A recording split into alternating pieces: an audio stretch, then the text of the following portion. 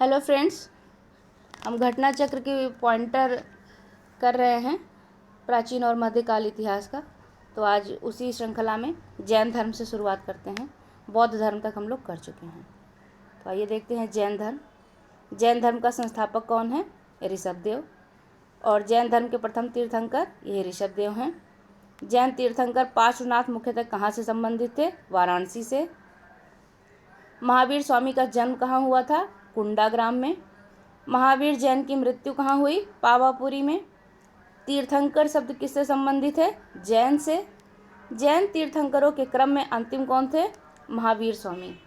आजकल क्रम पूछ रहा है, तो जो 24 महातीर्थंकर हैं एक बार उनका नाम देख लीजिए, और ख़ास करके उनका नाम देख लीजिए जो हाल फिलहाल की परीक्षा में पूछे गए हैं क्रम लगाने के लिए। तो जब वो तैयार हो जाएगा तो कुछ भी पूछेंगे, कम से कम आए हुए सवाल आपके गलत नहीं होंगे। मैं बार बार कहती हूँ, आए हुए सवाल गलत ना करिएगा। चंद्र प्रभु, नाथ मुनि, नेमिनाथ संभव में से वह कौन तीर्थंकर नहीं है? उनमें से कौन है जो तीर्थंकर नहीं है? तो इनमें से तीर्थंकर कौन नहीं है? नाम से बताइए। नाथ मुनि। नाथ मुनि कौन थे? नाथ संप्रदाय से संबंधित हैं, इसलिए से। जबकि चंद्र प्रभु, नेमी, संभव यह सब जैन तीर्थंकर हैं। इन सब के चिन्ह भी पूछता है। प्रभास गिरी जिनका तीर्थ स्थल है वे जैन हैं। जैन धर्म में पूर्ण ज्ञान के लिए क्या इस्तेमाल होता है? कैवल्य। और बौद्ध में याद है? निर्वाण। बौद्ध में निर्वाण। त्रिरत्न सिद्धांत, सम्यक धारण, सम्यक चरित्र और सम्यक ज्ञान जिस धर्म की महिमा है वह कौन सा है? जैन धर्म है। त्रिरत्न यह बौद्ध और जैन से बहुत कंफ्यूज करवाता है, क्योंकि बौद्ध में भी है कि धम्म है, संघ है, बुद्ध है, उनको भी त्रिरत्न की संज्ञा दी गई है, तो लोग कंफ्यूज होते हैं। तो याद रखिएगा कि जो जैन धर्म है इसमें सम्यक धारण, सम्यक चरित्र और सम्यक ज्ञान है। अगर ऐसा पूछता है तो वो जैन धर्म से ही संबंधित है।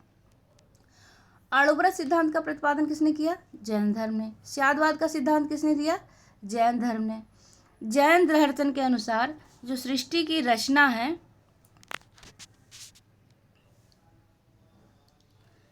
और पालन पोषण वह सार्वभौमिक विधान से हुआ है। सृष्टि की रचना और पालन पोषण सार्वभौमिक विधान से हुआ है। अनेकांतवाद बौद्ध मत, जैन मत, सिख मत तथा वैष्णव मत में से किसका है? किसका क्रोड़ दर्शन है? तो वह जैन मत का है। अनेकांतवाद किसका है? जैनियों का है। जैन धर्म का आधारभूत बिंदु क्या है? अहिंसा। क्या है? अहिंसा। यापनीय एक संप्रदाय है जैन धर्म का। 12 अंग, 12 उपांग, 14 पूर्व, 14 उप पूर्व में से वह जो सबसे पूर्वकालिक जैन ग्रंथ कहलाता है वह है 14 पूर्व। और यही 14 पूर्व से 16 महाजनपद की जानकारी भी मिलती है। ये पूछा जाता है। प्रारंभिक जैन साहित्य जिस भाषा में लिखे गए वह हैं अर्धमागधी। चंपा, पावा, संवेद शिखर तथा उर्जयंत में से वह स्थल जो पार्श्वनाथ से संबंध होने के कारण जैन सिद्ध क्षेत्र माना जाता है वह है संवेद शिखर। थेरी गाथा, आचरांग सूत्र, सूत्र कृतांग, बृहत कल्प सूत्र में से वह जो आरंभिक जैन साहित्य का भाग नहीं है कौन सा है? थेरी गाथा। जैन संप्रदाय में प्रथम विभाजन के समय श्वेतांबर संप्रदाय के संस्थापक कौन थे? स्थूलभद्र। श्वेतांबर के कौन है? स्थूलभद्र। महावीर का प्रथम अनुयायी कौन था? जामाली। वह जैन सभा जिसमें अंतिम रूप से श्वेतांबर आगम का संपादन हुआ था वह है पाटलिपुत्र। वह है पाटलिपुत्र। सत्य कथन है गौतम बुद्ध की माता कोलीय राजवंश की राजकुमारी थी। 23वें तीर्थंकर पार्श्वनाथ बनारस से थे। नेक्स्ट, प्राचीन जैन धर्म के संबंध में सत्य कथन है भद्रबाहु के नेतृत्व में दक्षिण भारत में जैन धर्म का प्रचार हुआ। पाटलिपुत्र में हुई परिषद के पश्चात जो जैन धर्म के लोग स्थलबाहु के नेतृत्व में रहे वे श्वेतांबर कहलाए और भद्रबाहु के दिगंबर कहलाए थे। प्रथम शतक ईसा पूर्व में जैन धर्म को कलिंग के राजा खारवेल का समर्थन मिला था। कलिंग का राजा कौन था? खारवेल। इसलिए से यहाँ से पता चलता है कि खारवेल जो है वो जैन समर्थक था या जैन संप्रदाय को मानने वाला था। जैन सिद्धांत के अनुरूप कथन है, कर्म को विनष्ट करने का सुनिश्चित मार्ग तपश्चर्या है। प्रत्येक वस्तु में, चाहे वह सूक्ष्मतम कण हो, आत्मा होती है। कर्म आत्मा का विनाशक है और अवश्य इसका अंत करना चाहिए। जैन सिद्धांत ने क्या क्या कहा कि कर्म को विनष्ट करने के लिए उसका मार्ग क्या है? तपश्चर्या है।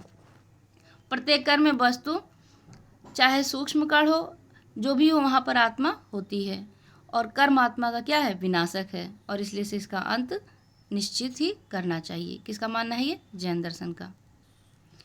समाधि मरण से संबंधित है जैन दर्शन। समाधि मरण किससे संबंधित है? जैन दर्शन से। सत्य कथन, दक्षिण भारत में इक्ष्वाकु शासक बौद्ध मत के समर्थक थे और पूर्वी भारत के जो पाल शासक हैं वो भी बौद्ध मत के समर्थक थे। आजीवक संप्रदाय के संस्थापक कौन है? मक्खली गोसाल। वह संप्रदाय जो नियति की अटलता में विश्वास करता है, कौन सा है? आजीवक। बराबर की गुफाओं का उपयोग आश्रय गृह के रूप में किसने किया था? आजीविकों ने। उत्तर प्रदेश में बौद्ध और जैनीय दोनों की जो प्रसिद्ध तीर्थस्थली है वो कौन सी है? कौशाम्बी।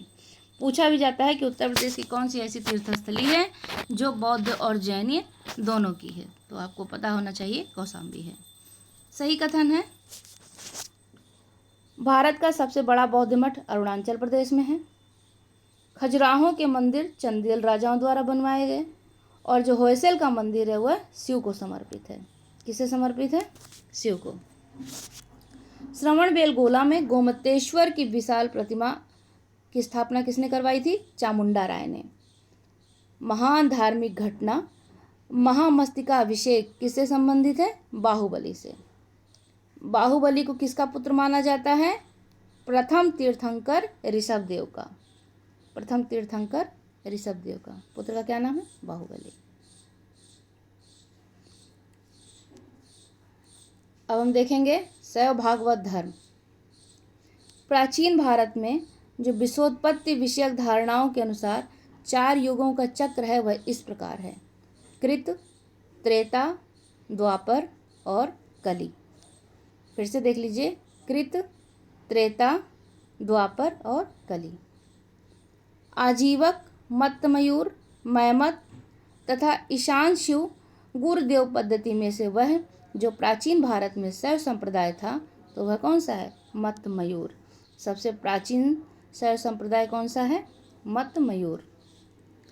अर्धनारीश्वर मूर्ति में आधा शिव तथा आधा पार्वती प्रतीक हैं देव और उसकी शक्ति का योग। नैनार कौन थे? शैव धर्मानुयायी। पोयगई, तिरुज्ञान, पूड़म, तिरुमंगई में से वह जो अलवार संत नहीं था वह कौन है? तिरुज्ञान। अलवार संत कौन नहीं है? तिरुज्ञान। तिरुज्ञान कौन है? नैनार। भागवत संप्रदाय के विकास में सर्वाधिक योगदान किसने दिया? गुप्तों ने। किसने दिया है? गुप्तों ने। और भागवत संप्रदाय का जो प्रवर्तक है वो किसे माना जाता है? कृष्ण को। सर्वप्रथम देवकी के पुत्र कृष्ण का वर्णन कहाँ मिलता है? छांदोग्य उपनिषद में। वासुदेव कृष्ण की पूजा सर्वप्रथम प्रारंभ की भागवतों ने। वह देवता जिसे कला में हल लिए प्रदर्शित किया जाता है सबको पता है? बलराम। भागवत संप्रदाय में भक्ति के रूपों की संख्या कितनी है? 9, इसीलिए नवधा भक्ति कहते हैं। हेलियोडोरस का बेसनगर अभिलेख किससे संदर्भित है? वासुदेव से। भागवत धर्म से संबंधित प्राचीनतम अभिलेखीय साक्ष्य है हेलियोडोरस का बेसनगर अभिलेख। हेलियोडोरस का बेसनगर अभिलेख। भागवत धर्म का ज्ञात सर्वप्रथम अभिलेखीय साक्ष्य कौन सा है? वही बेसनगर का गरुण स्तंभ। बेसनगर अभिलेख का हेलियोडोरस कहाँ का निवासी था? तक्षशिला का। विष्णु के जिस अवतार को सागर से पृथ्वी का उद्धार करते हुए अंकित किया जाता है वह कौन है? वाराह। 6ठी शताब्दी ईसा पूर्व के संदर्भ में भारत में आस्तिक और नास्तिक संप्रदायों में विभेदक लक्षण क्या है? वेदों की प्रामाणिकता में आस्था। मोक्ष के साधन के रूप में जन्म, कर्म तथा भक्ति को समान महत्व कौन देता है? भगवद गीता। कौन देता है? भगवद गीता। नेक्स्ट है प्रस्थान त्रयी में सम्मिलित कौन कौन है? ये याद रखिएगा, बड़ा इंपॉर्टेंट सवाल है, जब तक पूछा जाता है। प्रस्थान त्रयी, इसमें उपनिषद, ब्रह्मसूत्र और भगवद गीता। कौन कौन है? उपनिषद है, भगवत सूत्र है और भगवद गीता है। इन्हें क्या कहते हैं? प्रस्थान त्रयी। वह प्राचीन स्थल जहाँ पर 60,000 मुनियों ने या मुनियों की सभा का संपूर्ण महाभारत कथा का वाचन किया था, वह कौन सा है? नैमिषारण्य। नैमिषारण्य कहाँ पर है? उत्तर प्रदेश में। रामायण का वह कांड जिसमें राम और हनुमान की पहली भेंट का वर्णन है, किष्किंधा कांड। पुरी में रथ यात्रा निकाली जाती है भगवान जगन्नाथ के संबंध में। नासिक का कुंभ मेला जो लगता है, तो कुंभ लगता है तो नासिक किस नदी के तट पर है? गोदावरी नदी के तट पर। अब पूछ रहा, सुमेलित है। जैन धर्म पवित्र स्थल है पावापुरी, हिंदू धर्म वाराणसी, इस्लाम धर्म मदीना और ईसाई धर्म वेटिकन सिटी। जैन का पावापुरी है, हिंदू का वाराणसी, इस्लाम का मदीना और ईसाई का वेटिकन। आइए छठी सती ईसापुर में राजनीतिक दशा देखते हैं। भारत के प्राचीनतम सिक्के किसके थे? चांदी के थे। अब सुमेलित करना है। यहाँ राजा हैं और यहाँ पर राज्य है। प्रद्योत अवंती, उदयन वत्स, प्रसेनजीत कौशल, अजातशत्रु मगध।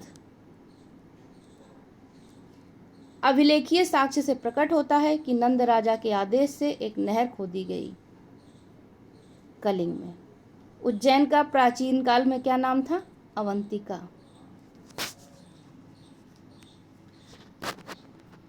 नेक्स्ट देखते हैं। प्राचीन नगर जो महाभारत और महाभाष्य दोनों में उल्लेखित है, वो कौन है?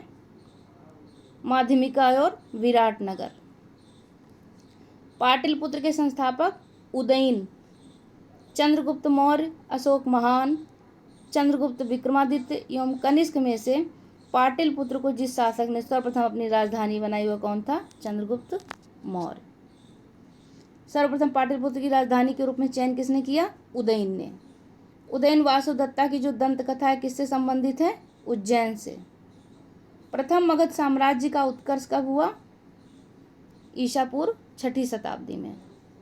गांधार, कंबोज, काशी तथा मगध में वह जो ईसा पूर्व 6ठी शताब्दी से प्रारंभ में भारत का सर्वाधिक शक्तिशाली नगर था, वह कौन सा राज्य था? काशी। कौन सा राज्य है? काशी। शाक्य, लिच्छवी तथा योधेय से प्रारंभिक गणतंत्र में नहीं था, तो कौन नहीं है? योधेय। लिच्छवी और शाक्य पे गणतंत्र की व्यवस्था देखने को मिलती है। विश्व का पहला गणतंत्र वैशाली कहाँ स्थापित किया? किसने? लिच्छवियों ने। कहाँ पर है ये? बिहार में, आधुनिक बिहार। सही सुमेलन है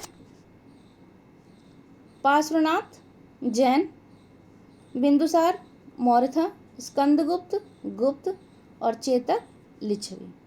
चेतक जो है वो लिच्छवी हैं।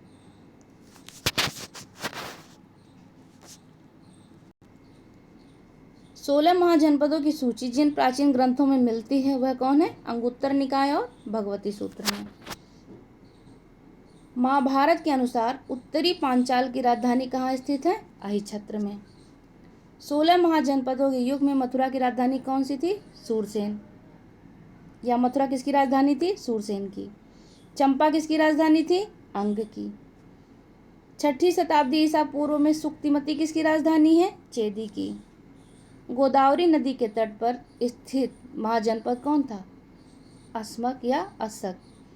मगध की प्रारंभिक राजधानी राजगृह या गिरिव्रज। गिरिव्रज बोलते हैं। गिरिव्रज राजगृह पाटलिपुत्र तथा कौशाम्बी से वह जो मगध साम्राज्य की राजधानी नहीं था, तो कौन नहीं है? कौशाम्बी। बाकी गिरिव्रज, राजगृह, पाटलिपुत्र ये सब मगध साम्राज्य की राजधानी रह चुकी है। प्राचीन श्रावस्ती का जो नगर विन्यास है वो अर्धचंद्राकार था। मगध का प्रारंभिक शासक जिसने राज्यरोहण के लिए अपने पिता की हत्या की और स्वयं ही राजा बन बैठा वो कौन था? अजातशत्रु। फिर से पढ़ देती हूँ। मगध का प्रारंभिक शासक जिसने राज्यरोहण के लिए अपने पिता की हत्या की एवं स्वयं इसी कारणवश अपने पुत्र द्वारा मारा भी गया था, इसीलिए इनके वंश को पितृहंता भी कहा जाता है, अजातशत्रु। ठीक है। अजातशत्रु के वंश का जो अंतिम शासक था वो कौन था? इनके वंश का क्या नाम था? हर्यंक। अजातशत्रु के वंश का नाम क्या है? हर्यंक।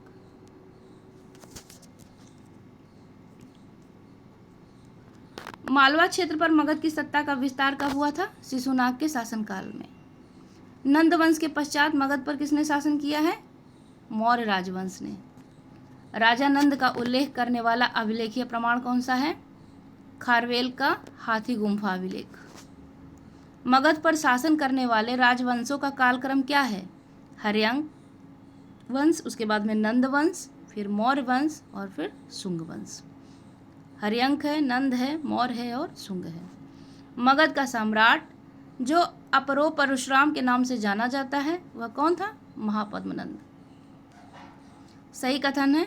विश्व के सभी भागों में ईस्वी पूर्व 6वीं शताब्दी एक महान धार्मिक उथल पुथल का काल था। बिल्कुल ठीक बात है।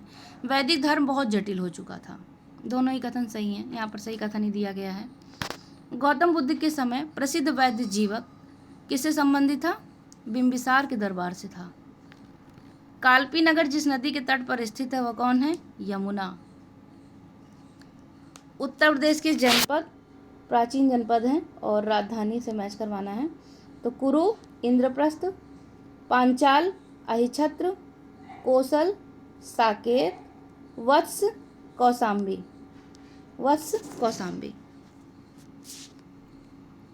कुरु की राजधानी कहाँ थी? इंद्रप्रस्थ। पांचाल की अहिछत्र, कोसल की साकेत और वत्स की कौसाम्बी।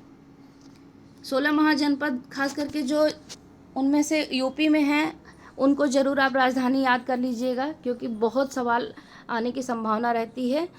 ये सवाल हर बार पूछा ही जाता है, इसलिए आप उसे देख के जाइएगा, शायद आपको 1-2 सवाल मिल जाएं। सिकंदर के हमले के समय उत्तर भारत का शासन कौन था? नंद था या नंद का शासन था? मगध का राजा जो सिकंदर महान के समकालीन था कौन है? घनानंद। लगभग 2 वर्ष के अभियान के पश्चात सिकंदर महान ने 325 ईसा पूर्व में भारत छोड़ दिया था, यह कथन है। कारण है वह चंद्रगुप्त मौर्य से पराजित हुआ था, तो यह असत्य है। युद्ध भूमि में बड़ी संख्या में सैनिकों के मारे जाने अथवा आहत हो जाने के बाद जिस भारतीय गण अथवा राज्य की स्त्रियों ने सिकंदर के विरुद्ध शस्त्र धारण किया था वह कौन है? मशक। कौन सा है? मशक। भारत में सिकंदर की सफलता के कारण क्या थे? उस समय भारत में कोई केंद्रीय सत्ता नहीं थी, उसकी फौज बेहतर थी, उसे देशद्रोही शासकों से सहायता मिली थी। वह वीर भारतीय राजा जिसे सिकंदर ने झेलम के तट पर पराजित किया वह कौन था? पुरु या फिर पोरस, एक ही बात है। नियार्कस, ओनेसिक्रिटस, डाइमेकस तथा अरिस्टोब्यूलस में से वह जो सिकंदर के साथ भारत नहीं आया था वह कौन था? डाइमेकस। इसके साथ आप उनको चुन लीजिए जो उनके साथ भारत आए थे, ये खूब पूछा जाता है। प्राचीन नगर जो महाभारत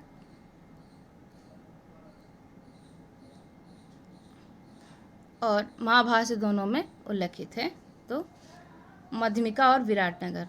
माफ़ कीजिएगा, थोड़ा सा क्रम बिगड़ गया था, तो हमने वो सवाल देख लिए हैं इसलिए इसे रिपीट नहीं करेंगे।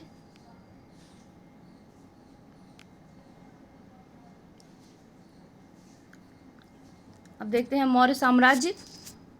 चूँकि परीक्षा बहुत नज़दीक है इसलिए इसे रिवीजन होना ज़रूरी है और कोशिश करेंगे कि पूरे पॉइंटर को कवर किया जाए। मॉडर्न हिस्ट्री से सवाल ज़्यादा आते हैं तो अभी मॉडर्न हिस्ट्री भी हम लोगों को करना है। हाँ, प्रैक्टिस सेट लगाते रहिएगा। इसके अतिरिक्त पेपर डाल दिया जाएगा, जो पुराने पेपर हैं कम से कम 5 वर्ष के, उसे भी आप देख लीजिएगा। आइए स्टार्ट करते हैं। मौर्य साम्राज्य। प्रथम भारतीय साम्राज्य स्थापित किया गया तो चंद्रगुप्त मौर्यों के द्वारा। गुप्त, मौर्य, वर्धन, कुषाणों में से सबसे पुराना राजवंश किसका है? मौर्य का। जिसके ग्रंथ में चंद्रगुप्त मौर्य का विशिष्ट रूप से वर्णन हुआ है वह कौन है? विशाख दत्त। और इनकी पुस्तक का क्या नाम था? मुद्रा राक्षस। सैंड्रोकोटस से चंद्रगुप्त मौर्य की पहचान किसने की है? विलियम जोन्स ने। प्लिनी, जस्टिन, स्ट्रैबो तथा मेगास्थनीज में से वह जिसने सैंड्रोकोटस और सिकंदर के महान भेंट का उल्लेख किया है वह कौन है? जस्टिन। सैंड्रोकोटस चंद्रगुप्त मौर्य का ही नाम है, याद रखिएगा। कौटिल्य किसके प्रधानमंत्री थे? सब जानते हैं, चंद्रगुप्त मौर्य। चाणक्य अपने बचपन में किस नाम से जाने जाते थे? तो विष्णुगुप्त के नाम से जाने जाते थे। किस नाम से जाने जाते थे? विष्णुगुप्त के। कौटिल्य का अर्थशास्त्र एक शासन के सिद्धांत से संबंधित पुस्तक है। नाम उसका अर्थशास्त्र है, लेकिन उसमें शासन से संबंधित, राजनीति से संबंधित बातों की चर्चा की गई है। सप्तांग सिद्धांत के अनुसार राज्य के कितने अंग हैं? 7। कौन कौन से? राजा, अमात्य, जनपद, दुर्ग, कोष, सेना और अंत में मित्र। कौटिल्य के अर्थशास्त्र पर प्रकाश डाला गया राजनैतिक नीतियों पर। मैकियावेली के प्रिंस से तुलना किसकी की जाती है? कौटिल्य के अर्थशास्त्र की। डाइमेकस भारत कब आया था? बिंदुसार के शासनकाल में। पाटलिपुत्र में स्थित चंद्रगुप्त का महल किससे बना था? लकड़ी का। जिस प्राचीन नगर के अवशेष कुम्भरहार स्थल से प्राप्त हुए वह कौन सा है? पाटलिपुत्र। पाटलिपुत्र। अशोक, चंद्रगुप्त, बिंदुसार तथा कुणाल में से वह है जो मौर्य राजा जिसने दक्कन में विजय प्राप्त की थी? तो चंद्रगुप्त ने। मालवा, गुजरात और महाराष्ट्र पहली बार किसने जीता? चंद्रगुप्त मौर्य ने। वह अभिलेख जिससे यह प्रमाणित होता है कि चंद्रगुप्त का प्रभाव पश्चिम भारत पर था, रुद्रदामन का जूनागढ़ शिलालेख। गुजरात चंद्रगुप्त मौर्य के साम्राज्य में सम्मिलित था, यह प्रमाणित कहाँ से होगा? रुद्रदामन के जूनागढ़ शिलालेख से। सेल्यूकस, जिनको अलेक्जेंडर द्वारा सिंध और अफगानिस्तान का प्रशासक नियुक्त किया गया था, को हराया था चंद्रगुप्त ने। सेल्यूकस को किसने हराया? चंद्रगुप्त ने। चंद्रगुप्त मौर्य ने सेल्यूकस को कब पराजित किया है? तो 305 ईस्वी में, ईसा पूर्व है, 305 ईसा पूर्व में।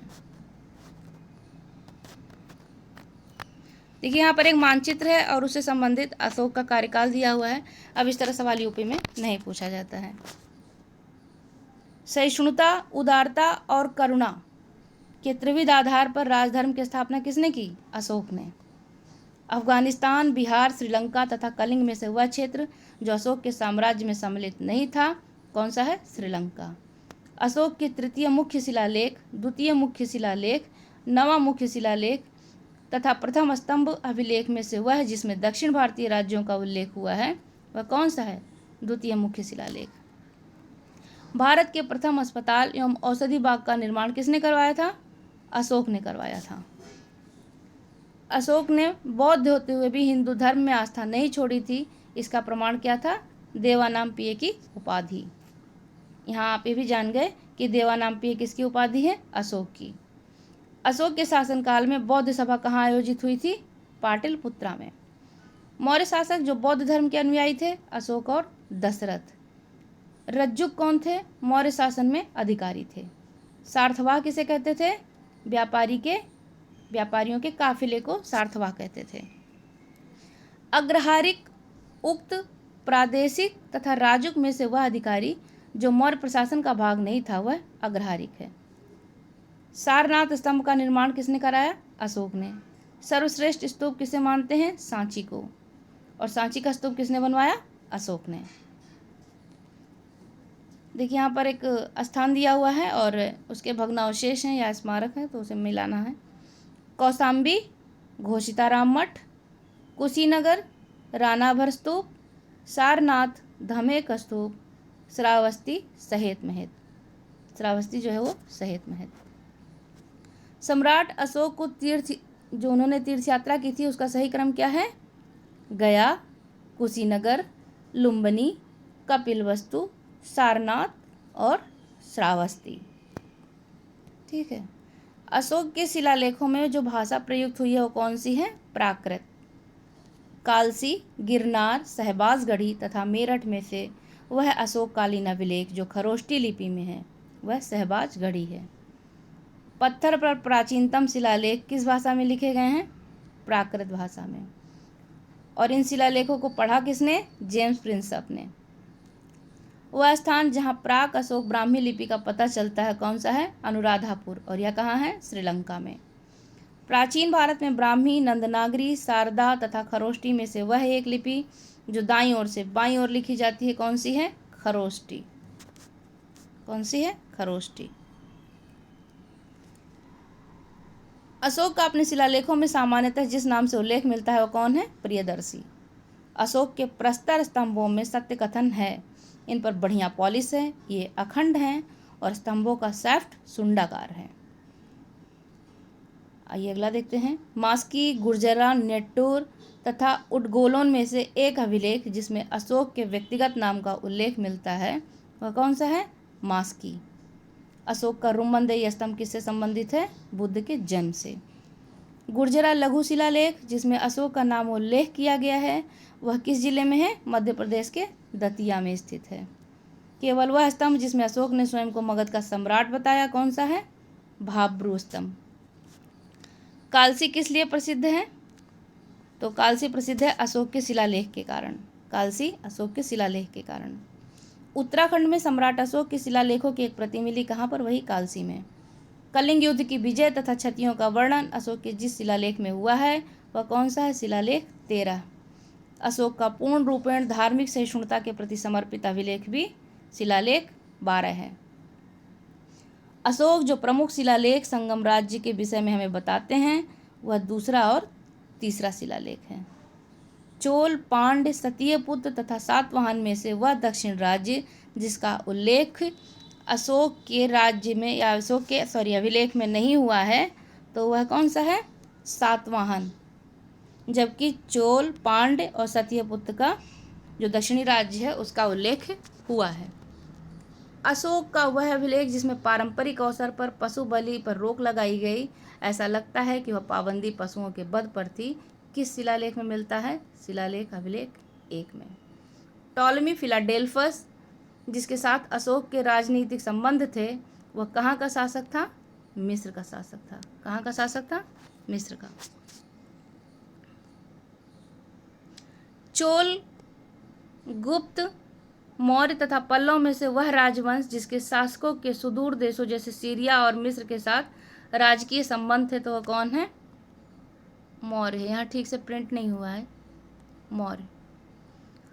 प्राचीन भारतीय अभिलेखों में वह एक खाद्यान्न जिसे देश में संकट काल के उपयोग हेतु सुरक्षित रखने के बारे में प्राचीनतम शाही आदेश है सोहगौरा ताम्रपत्र। सोहगौरा ताम्रपत्र खूब पूछा जाता है।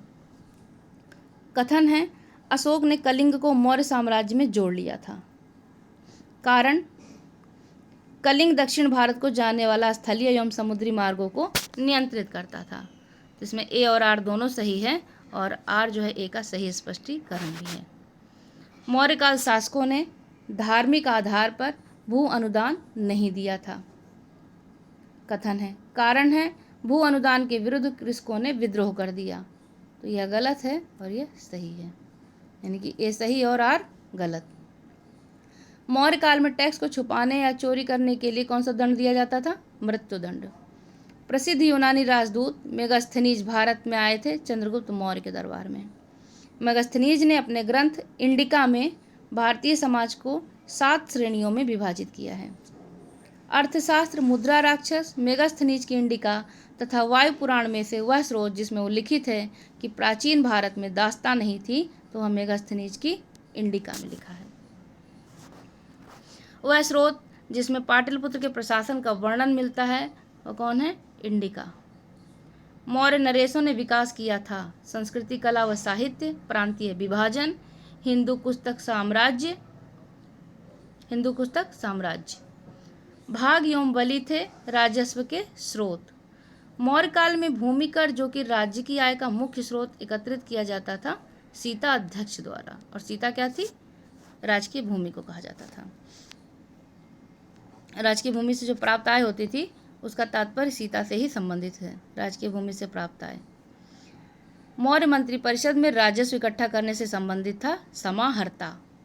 मौर्य युगीन अधिकारी जो तौल माप का प्रभारी था क्या कहलाता था? पौतवाध्यक्ष। पंकोदक सनिरोधे मौर्य प्रशासन द्वारा लिया जाने वाला जुर्माना था सड़क पर कीचड़ फैलाने पर। मौर्य काल में शिक्षा का सर्वाधिक प्रसिद्ध केंद्र कौन सा था? तक्षशिला।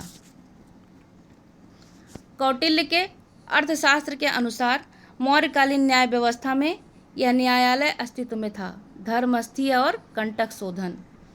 वर्तमान नगर पालिका प्रशासन का वह कार्य मौर्य काल से जारी है, कौन सा? जन्म और मृत्यु का पंजीकरण।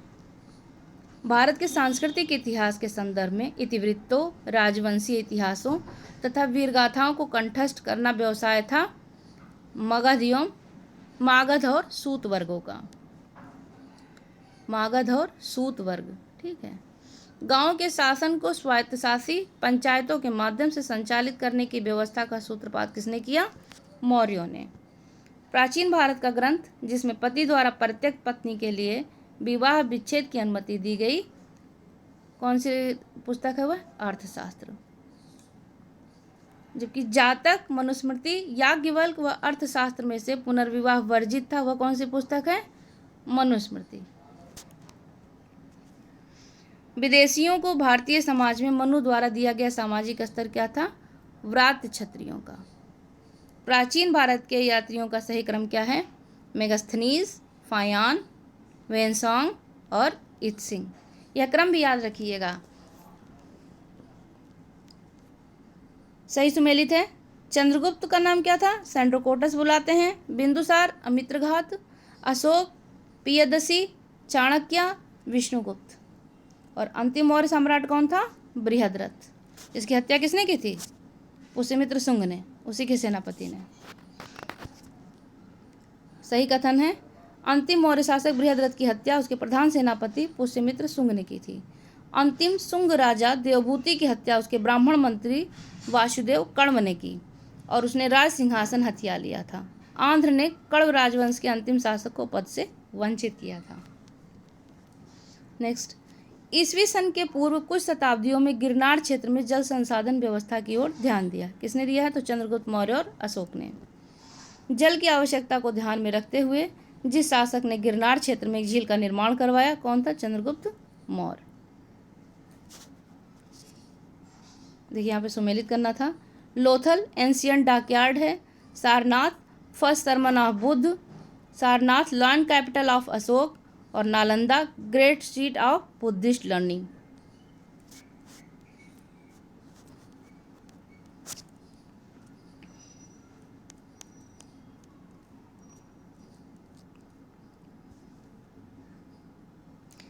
अब मौर्योत्तर काल है, कल से किया जाएगा, नहीं तो वीडियो बहुत बड़ा हो जाएगा और जब सब लोग उब जाएंगे तो रिवीजन नहीं होगा, इसलिए से इसका अगला पार्ट मौर्योत्तर काल से शुरू होगा।